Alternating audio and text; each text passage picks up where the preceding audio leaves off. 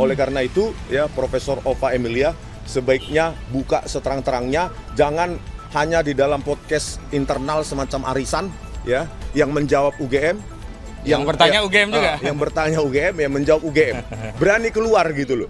Persiapannya nggak ada, karena semua sudah dalam kepala ya. Terus mengomentari sedikit dari statement dari Profesor Ova Emilia sebagai Rektor UGM, ya, bahwa the devil is in the details. Artinya jangan jump into conclusion, jangan lompat ke kesimpulan tanpa menjelaskan detailnya. Oke. Pertama, kenapa tidak bisa dijawab lembar pengesahan penguji yang tidak ada di skripsi Joko Widodo, ya, yang disimpulkan atau dicari tahu kebenarannya oleh Profesor Sofyan Effendi, mantan Rektor UGM tahun 2002 sampai 2007, bahwa skripsi tersebut ternyata tidak pernah diuji dan isinya merupakan contekan atau duplikat dari pidato dari Dr. Sunardi. Itu dijawab dulu.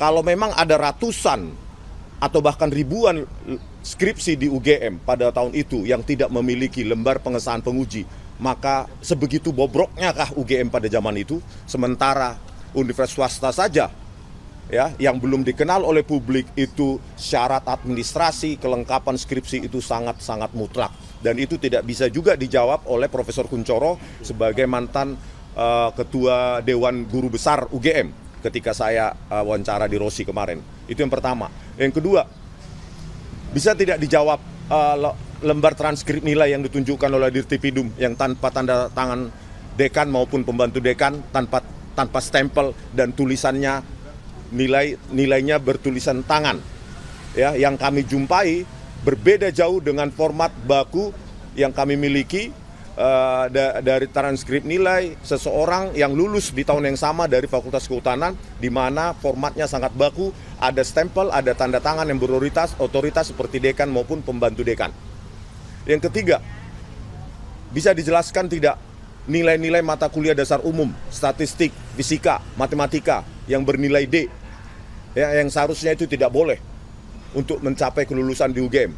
Jadi proses-proses akademik atau proses-proses pembelajaran yang dilalui oleh Joko Widodo itu justru menguatkan analisa kami dan justru mementahkan argumentasi dari Profesor Ova Emilia, ya, dan banyak lagi dan lainnya yang tidak bisa saya sebutkan di sini. Oleh karena itu, ya, Profesor Ova Emilia sebaiknya buka seterang-terangnya, jangan hanya di dalam podcast internal semacam arisan, ya, yang menjawab UGM. Yang bertanya UGM juga? Yang bertanya UGM, yang menjawab UGM. Berani keluar gitu loh. Rakyat bersuara misalnya, ya. Stasiun TV, saya kira semua stasiun TV itu sudah mengundang Rektor UGM atau Wakil Rektor UGM. Tetapi tidak ada yang berani. Kenapa pengecut kalau benar? Gitu loh.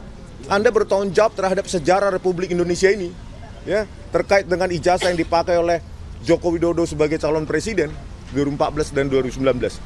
Oke, untuk pemeriksaan hari ini, 2 video sudah saya jelaskan secara detail pada hari Jumat, membutuhkan 49 pertanyaan. Sisa sekitar 9 video lagi, ya, saya akan menjelaskan secara teknis pelan-pelan, karena ini untuk membuktikan bahwa nilai yang mempersatukan kami adalah nilai-nilai saintifik, ya, bukan yang lain, bukan propaganda politik, bukan agenda-agenda lainnya. Oke, begitu ya. Baik. Terima kasih.